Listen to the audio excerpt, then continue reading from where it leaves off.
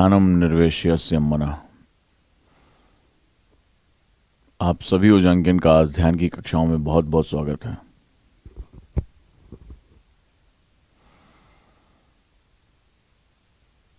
आप लोगों ने कुछ प्रसिद्ध किताबें हैं जिसमें द सीक्रेट है, जहां पर लॉ ऑफ अट्रैक्शन के बारे में बात की गई है। Think and grow rich, Napoleon Hill. यह तमाम किताबों को अगर आपने पढ़ा होगा तो आपने एक बात महसूस की होगी कि हमारे अवचेतन मन यानी सबकॉन्शियस माइंड में वो पावर होती है कि अगर हम सही से ध्यान की विधियों का प्रयोग करें तो हम जो हासिल करना चाहते हैं वो हो जाता है। मैंने भी कई बार जीवन में इस प्रक्रिया का प्रयोग किया है, फोकस किया है और वो मुझे चीज़ मिली है। कई बार ऐसा भी हुआ है कि बहुत ही कठिन टास्क, बहुत ही कठिन लक्ष्य बना लिए जो लगभग उस समय असंभव रहा है। मेरे टीम मेंबर्स ने कहा कि ये पॉसिबल नहीं है, लेकिन जाने कैसे उस पर फोकस करते करते, उस पर काम करते करते अचानक से रास्ते मिलने लगते जो पहले से कैलकुलेट ही नहीं थे। तो ऐसी कंडीशन में जब आप किसी चीज़ पर बहुत फोकस करते हैं, लगातार काम करते हैं, तो आपको वो चीज़ सत्य प्रतीत होती है, वो चीज़ आपके साथ आकर जुड़ती है। कॉस्मिक एनर्जी यानी ब्रह्मांडीय ऊर्जा आपके लिए रास्ता बनाती है। मुझे आज भी एक घटना याद है जिस पर मैं बहुत ही कई बार विस्मित होता हूँ, कई बार मुझे आश्चर्य होता है।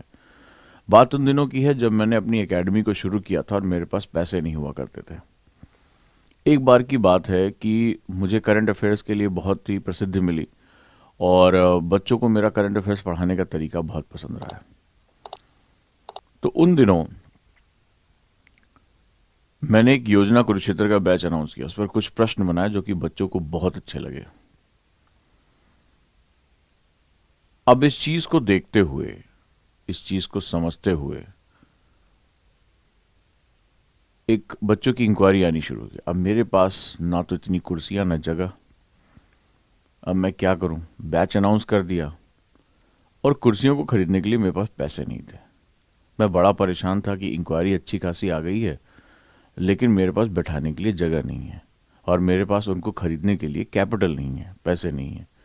मैं चिंतित था, लेकिन मेरे मन में विश्वास था कि मैं किसी भी तरीके से मैनेज करूंगा, किसी भी तरीके से इसको सेट करूंगा। मैं ध्यान लगाकर सोचता रहा कि कहाँ से समस्या का सॉल्यूशन निकले, कैसे मेरे पास कुर्सियां आए। मैं जुगत में था, पूरा फोकस, मेरा ध्यान पूरे दिन भर में चिंतामग्न था कि मैं कैसे कुर्सी खरीद सकूं, कहाँ से जुगाड़ करूं। मैं दिमाग उसमें पूरा तरीके से लगा हुआ, कहाँ से फंड लेकर आऊं। आश्चर्यजनक रूप से शाम को कुछ ऐसा घटना होती है, एक व्यक्ति आता है और वो कहता है कि उसको कुछ अपनी चेयर्स रखनी है क्योंकि उसके पास अतिरिक्त जगह नहीं है। और वो मेरा नाम जानता है कि ये व्यक्ति भरोसे का है, उसके सामान की सुरक्षा करेगा। और वो व्यक्ति मेरे लिए एक वरदान की तरह आता है कि मेरी समस्याओं का समाधान वो तुरंत निकल जाता है। उसको एक ऐसे स्थान की आवश्यकता थी जहां वो अपनी एक्स्ट्रा चेयर्स रख सके, और मुझे तो ये डूबते को तिनके का सहारा वाली स्थिति हो गई। तो आज भी कई बार पलट के सोचता हूं कि मैंने पूरे दिन भर डीप फोकस किया कि मुझे मेरी समस्याओं का समाधान मिले, और समाधान आश्चर्यजनक रूप से सामने आया। मैं ये तक कैलकुलेट करने लगा था कि कहीं से पुरानी कुर्सियां मिल जाएं, कुछ भी हो जाए।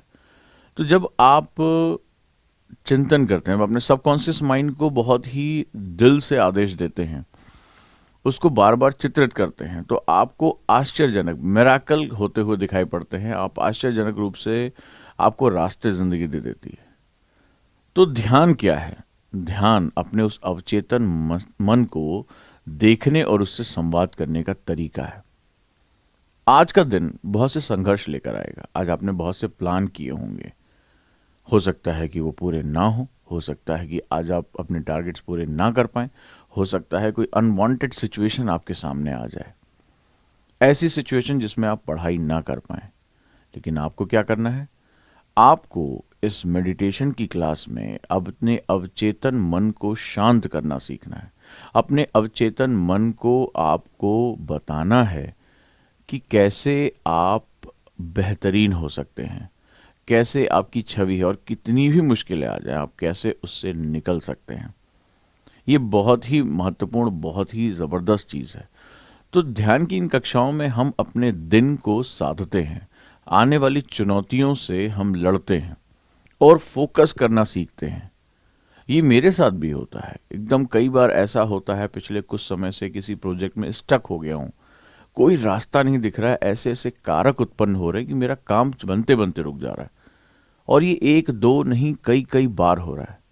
कई बार बहुत उलझन होती है, कई बार बहुत अजीब सा गुस्सा आता है कि आखिर मुझे पता है कि ये काम ऐसे होना है, ये प्रक्रिया है, उसके बाद भी फैक्टर्स ढूंढे नहीं मिलते हैं कई बार कि क्या कारण है कि ये काम होते होते रुक गया या वो सरफेस पर नहीं आ पाया। तो ऐसी कंडीशन में बहुत एक अजीब तरह की उलझन, एक अजीब तरह की जो है वो दिक्कतें आ जाती हैं। अब यहाँ पर जो मैं आप लोगों से बात करने जा रहा हूँ, लेकिन उसके बाद क्या चीज़ है जो फोकस करती है? एक तो बार बार प्रयास करना, तब तक करते रहना। मेरे आसपास के लोग झुंझला जाते हैं कि ये व्यक्ति बेचैन क्यों रहता है, ये व्यक्ति इस काम के पीछे जो है वो जिसे कहते हैं ना पगलाया हुआ क्यों रहता है। लोग मुझसे कहते हैं सर आप बहुत प्रेशराइज करते हैं, आप बहुत जल्दबाजी में। मैंने कहा जल्दबाजी वाली बात नहीं है, हर काम को करने का एक समय होता है। अगर मैं एक ही काम में अपने जीवन का बहुत बड़ा हिस्सा लगा दूंगा तो फिर मैं अगले कामों को कैसे कर पाऊंगा। जीवन अपने आप में एक लक्ष्य है, जीवन अपने आप में एक मकसद है। सिर्फ एक लक्ष्य के लिए जीवन का इतना बड़ा हिस्सा, आपको यूपीएससी के एग्जाम देना तो मैं 5 साल बैठ के थोड़ी ना तैयारी करूंगा।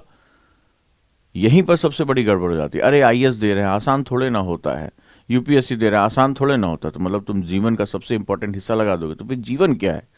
ध्यान तुम्हें जीवन का महत्व बताता है कि इससे बड़े कार्य करने हैं। ये एक एग्जाम में ही तुम जीवन के बेशकीमती साल लगा दोगे कि तुमसे नहीं, तुम अपनी गलतियों को अपने जीवन के सालों पर जो है तुम थोप रहे हो। तुम इसको 2 साल में, 2.5 साल में निकाल सकते हो, तो तुम इसके लिए 5-5 साल, 6-6 साल क्यों अपना समय लगा रहे हो? तो अब ऐसी कंडीशन में यहाँ हमें समझ में आता है कि जीवन में हमें और बड़े कार्य करने हैं, जीवन के मकसद हमारे बड़े हैं। ये 2-2.5 साल जो मैं बचाऊंगा वो अपने फील्ड में लगाऊंगा। तो यहाँ पर ध्यान हमें एक इच्छा शक्ति पैदा करके देता है, डिजायर जिसे हम लोग कहते हैं वहां से निकलती है, और एक जिसे हम लोग विल पावर कहते हैं।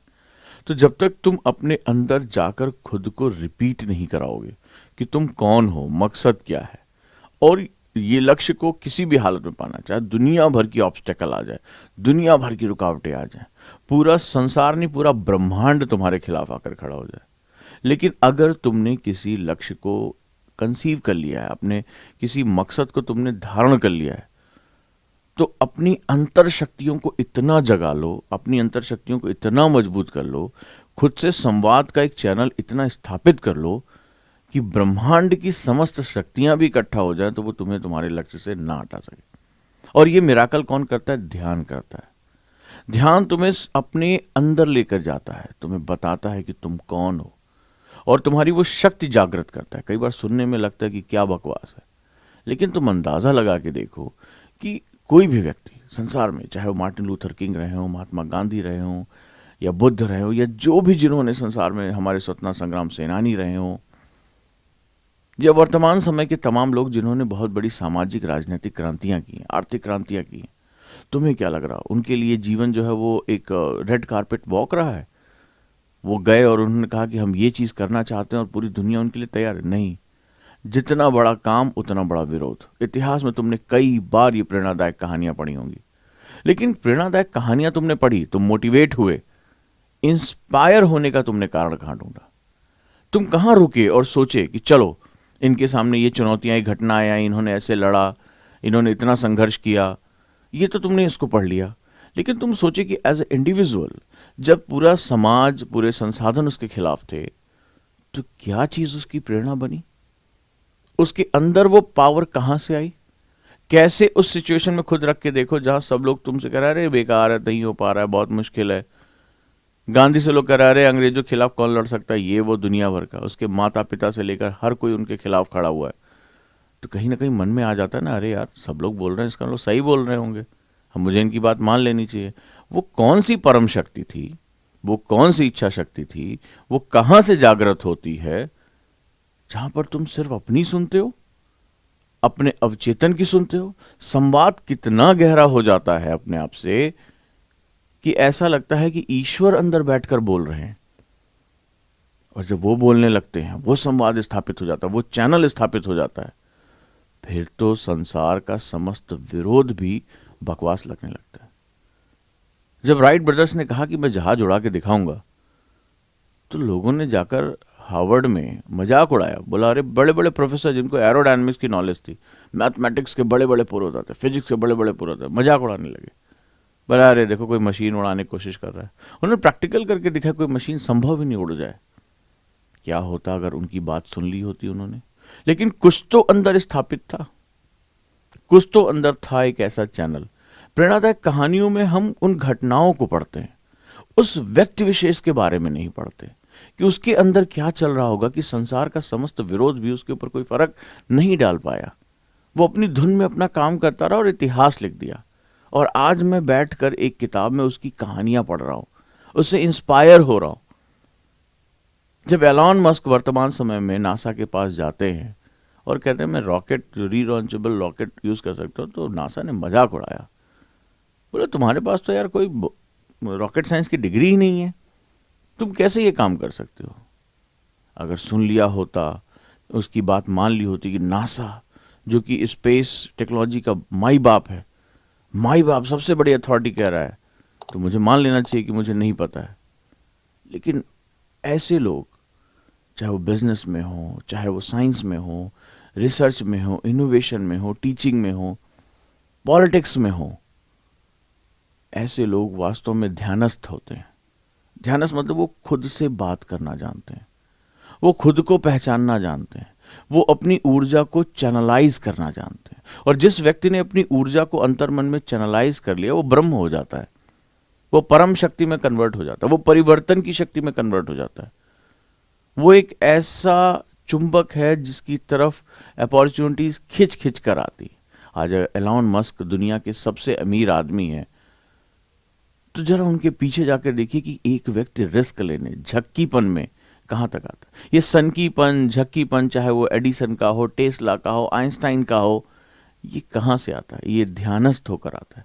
जब व्यक्ति खुद में प्रवेश कर जाता है, जब वो खुद को जानने लगता है, जब वो खुद पर भरोसा करने लगता है, जब उसकी शक्तियां जागृत हो जाती हैं, तो व्यक्ति के ऊपर संसार की जितनी भी निगेटिव बातें हैं, जो भी निगेटिव चीजें हैं, उसका कोई फर्क नहीं पड़ता।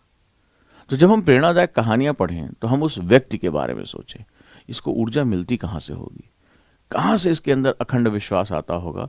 मुझसे 4 लोगों ने कह दिया कि तुमसे नहीं हो पाएगा, बड़ा मुश्किल काम है, और हमने उस बात को दिन भर माला की तरह जपना शुरू कर दिया। हम जहाँ भी चाय की दुकान पे बैठ रहे हैं, जहाँ भी जा रहे हैं, हम केवल यही बात कर रहे हैं कि अरे यार आईएएस पहली बार में नहीं होता यार, बहुत कठिन है यार, ठीक है यार, नौकरी में बहुत समय नौकरी नहीं करते तो हम आईएएस फोड़ देते। तो फिर बाकी लोग कैसे कर पाते हैं? तो कैसे खुद से संवाद करें? ध्यान, मेडिटेशन। मेडिटेशन तुम्हें अपने अंदर लेकर जाएगा, 1 दिन नहीं, 2 दिन नहीं, लेकिन धीरे धीरे एक चैनल स्थापित होना शुरू होगा।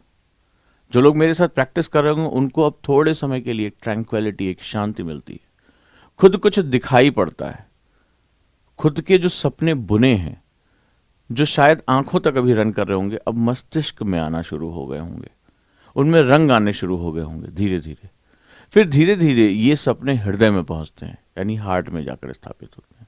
तो कोई इसे माइंडफुलनेस कहता है, कोई इसे हार्टफुलनेस कहता है। लेकिन जब ये हृदय स्थापित हो जाते हैं, मतलब अपने सपनों को तुम हृदय से देखना शुरू कर देते हो, आंखों से फिर दिमाग में, दिमाग से फिर जो है वो हृदय में, और हृदय से अवचेतन में चला जाता है। ये 4 चरण होते हैं। और जब ये हृदय से अवचेतन में चला जाता है तो फिर ये मिराकल क्रिएट करता है, वो होना ही होना होता है, उसको कोई भी संसार की शक्ति रोक नहीं सकती।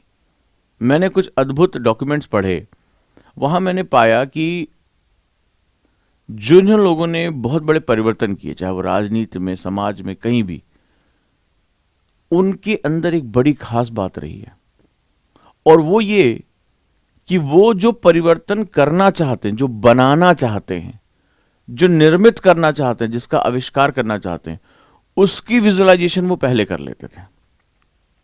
मतलब मेरे एक्ट के क्या परिणाम होंगे, इसको वो पहले ही विजुअलाइज कर लिया करते थे। मेरी मशीन बनकर कैसी आएगी, इसको वो विजुअलाइज कर लिया करते थे। सामाजिक राजनीतिक क्रांति कैसी होगी, इसके प्रभाव क्या होंगे, इसको वो विजुअलाइज कर लिया करते थे। और ये उनके बहुत ही अंतर्मन में, उनके केंद्र में चला जाता था, इतना केंद्र में चला जाता था कि वो उनके जीवन का हिस्सा हो जाता था। एक मैं नई रिसर्च कर रहा हूँ। आपने नोटिस किया होगा कि तमाम जो महान कलाकार, महान व्यक्ति रहे हैं, उनके वैवाहिक पारिवारिक जीवन तनावपूर्ण रहे हैं। अब मैं इस फैक्ट को रिसर्च करने की कोशिश कर रहा हूँ। यानी वो परम एकाकी हो जाते हैं, वो अपने अंदर जाकर वो कुछ निर्मित करना शुरू कर देते हैं। तो समाज के नियमों के हिसाब से वो बेकार हो जाते हैं।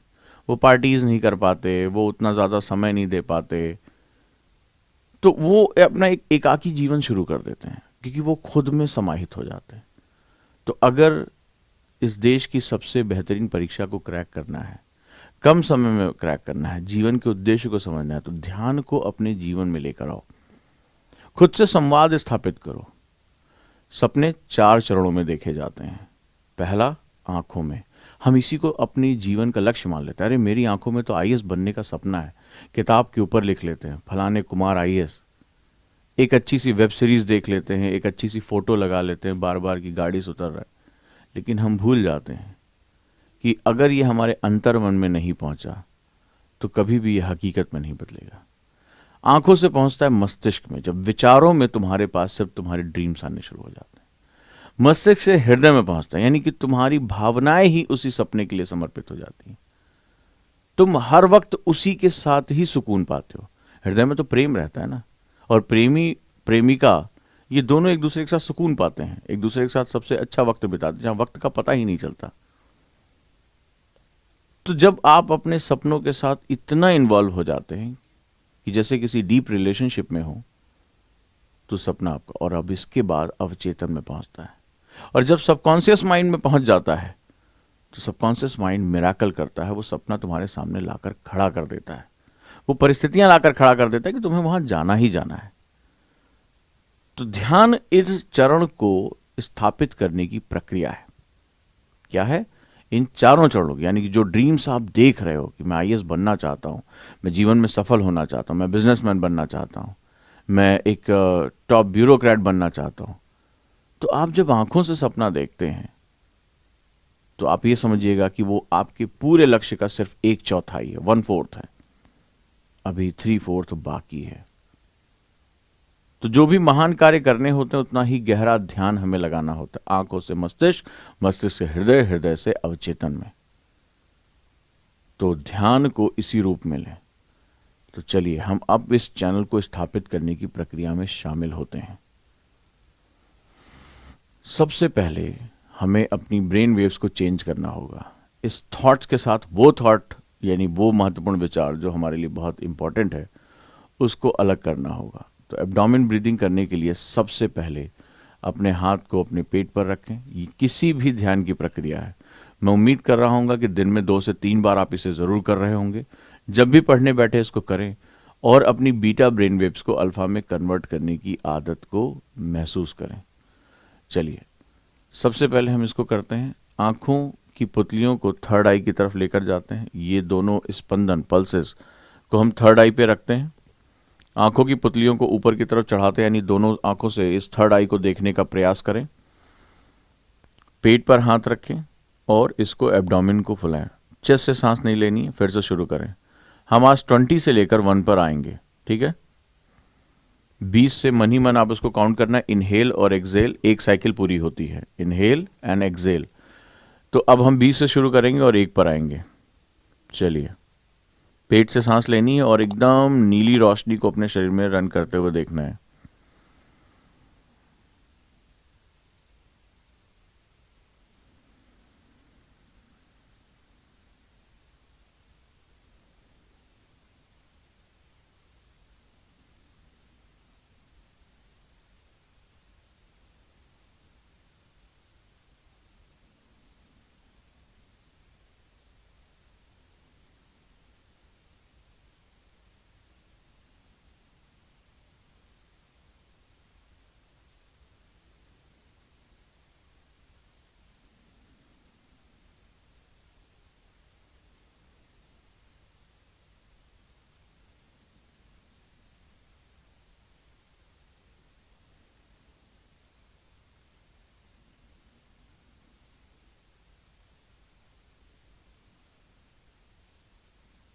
अगर हाथ दर्द करे तो आप इसको, हाथ को बदल भी सकते हैं।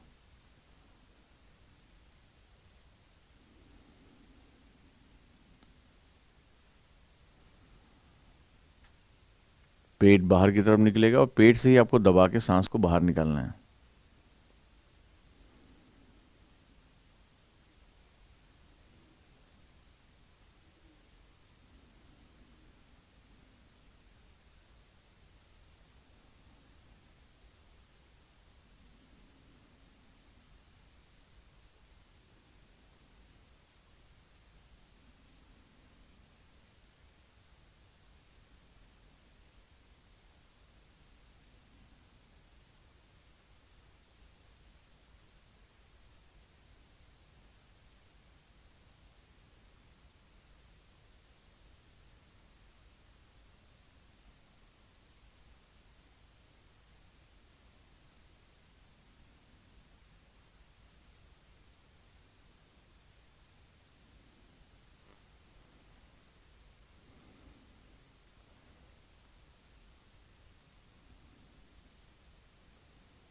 आप महसूस कर रहे होंगे कि आपके थर्ड आई यानी आज्ञा चक्र पर एक रोशनी दिखाई पड़ रही होगी आपको।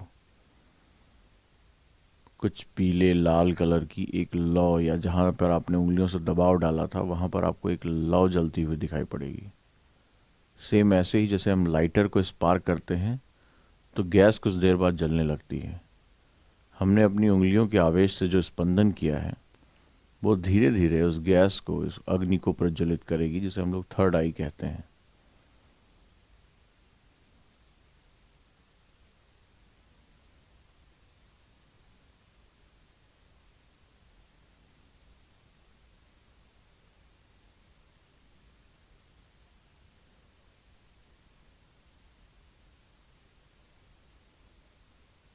अब आज हम स्थिर प्रज्ञ ध्यान में एक अगले चरण में पहुंचेंगे। आपको सांस लेनी है, लेकिन आपको कोई भी नासिका बंद नहीं करनी है, नाक बंद नहीं करनी है, और आपको स्थिर प्रज्ञता ध्यान करना है। यानी मैं दाहिने नाक से सांस को लूंगा बिना बंद किए, पूरा फोकस करूंगा कि नासिका के यानी कि नोस्ट्रल के अगले हिस्से से सांस जा रही है, ये सांस जा रही है और हमारे आज्ञा चक्र यानी थर्ड आई से वापस तुरंत अंदर नहीं जा रही है। एक छोटी शॉर्ट ब्रीदिंग करेंगे और ये यहाँ से होते हुए बाई नाक से फिर वापस निकल रही, एक्सेल कर रहे हैं हम लोग। फिर अगेन हम बाई नाक से सांस ले रहे हैं और बिना बंद किए आंखों के अंगूठे के निशान, बस आपको फोकस करना है, ध्यान लगाना है, धीरे धीरे सांस लेना है। और ये सांस कहाँ तक आ रही है? ये केवल और केवल स्थिर प्रज्ञ स्थिति तक आ रही है, यानी थर्ड आई तक। फिर ये राइट से निकल रही है। राइट, ये एक चक्र पूरा हुआ। तो हम यहाँ से शुरू करेंगे, हम बाई नाक से शुरू कर सकते हैं। बाएं से सबसे पहले सांस लेंगे, यहाँ तक लेकर आएंगे यानी कि आपकी थर्ड आई तक, फिर हम उसको राइट से निकालेंगे। सारा खेल फोकस का है कि आप कितना फोकस कर पाते हैं। तो बहुत धीरे धीरे सांस लेनी। आप चाहें तो ज्ञान मुद्रा में भी बैठ सकते हैं और चाहें तो आप चक्र की अवस्था को भी स्थापित कर सकते हैं। मैं जो है वो ऊर्जा चक्र यानी ऑरा को जो है वो बद्ध करने के लिए मैं इस प्रकार को मैं ध्यान लगा रहा हूं। चलिए शुरू करते हैं। बहुत फोकस होकर आप सबसे पहले अपनी बाईं नॉस्ट्रिल को देखें।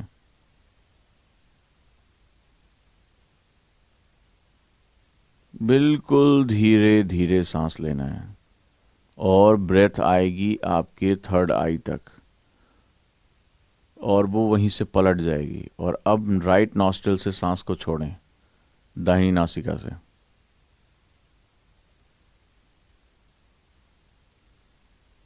सांस दोनों नाक से निकल सकती है, लेकिन आपको फोकस करना है। धीरे धीरे प्रैक्टिस करते जाएंगे, कंट्रोल होता चला जाएगा। अब दाईं नाक से सांस लेना है।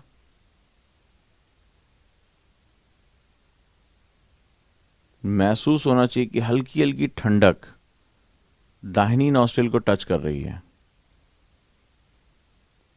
ये वायु जा रही है थर्ड आई तक और वहां से अब लौट रही है। बाईं नाक से मैं सांस निकाल रहा हूं।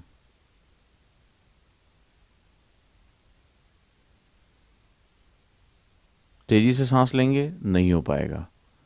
आपको प्राणों को आयाम देना होगा, प्राणायाम है ये। धीरे धीरे बहुत रिलैक्स होकर।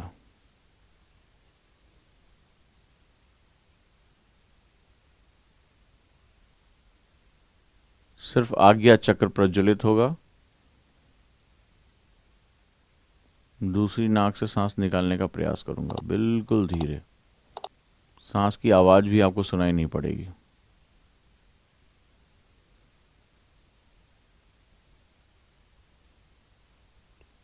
अल्टरनेट नॉस्ट्रल से सांस लेंगे।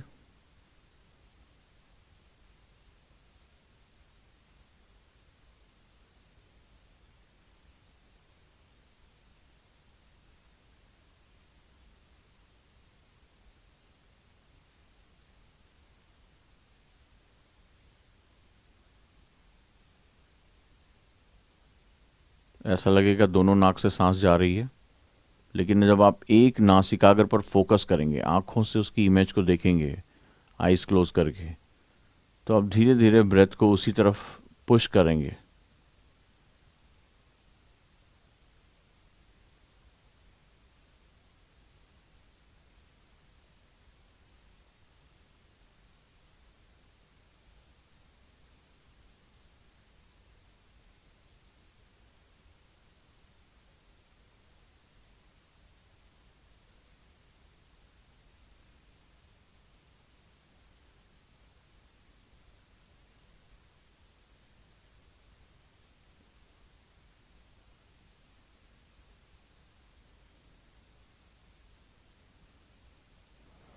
आंखें खोल सकते हैं।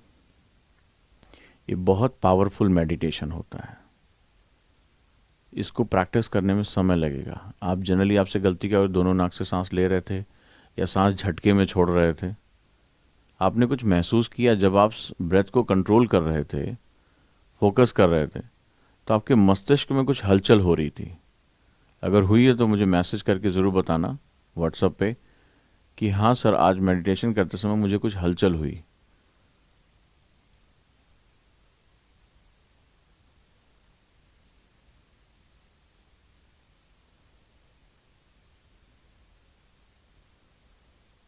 और आपको लगा कि जैसे मस्तिष्क के ज़्यादातर हिस्सों में एक खिंचाव आ रहा है। ये इतना पावरफुल मेथड है जो आपके दाएं गोलार्ध और बाएं गोलार्ध, यानी ब्रेन के राइट और लेफ्ट हेमिस्फीयर दोनों को इतनी तेज़ी से स्टिमुलेट करता है कि आप अपनी ज़्यादा से ज़्यादा ब्रेन पावर का इस्तेमाल करना शुरू कर देते हैं। और ब्रेथ लेने की इस परंपरा को स्थिर प्रज्ञता कहा गया है। शॉर्टेस्ट वेव होती है ये। हम इसकी बार बार प्रैक्टिस करेंगे। ये माइंड पावर को कई गुना बढ़ाने की तरीका है। जैसे जैसे आप आने वाले समय में इस प्रैक्टिस को बढ़ाते जाएंगे, नासिकाग्र को कंट्रोल करेंगे, वैसे वैसे ही आपको बड़ी गहराई प्राप्त होगी।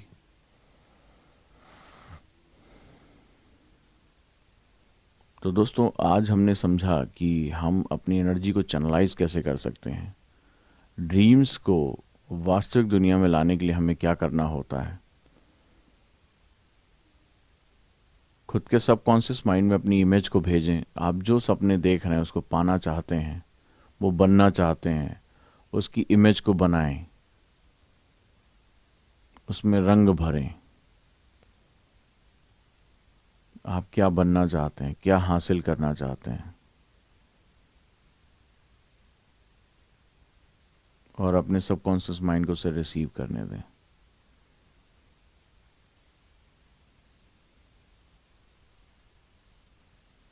Five time deep breathing, abdominal breathing, यौगिक श्वसन करेंगे हम लोग।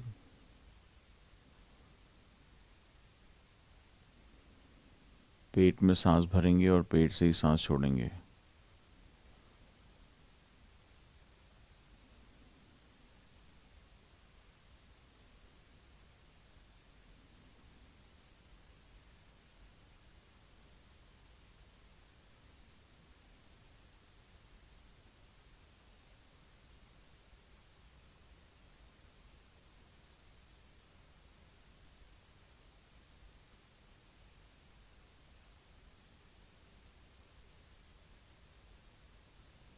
अद्भुत अवस्था है ये।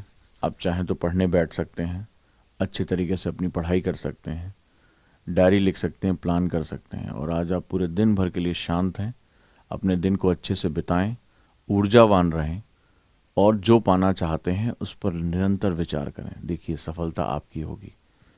ध्यानम निर्विशेष्य मनः।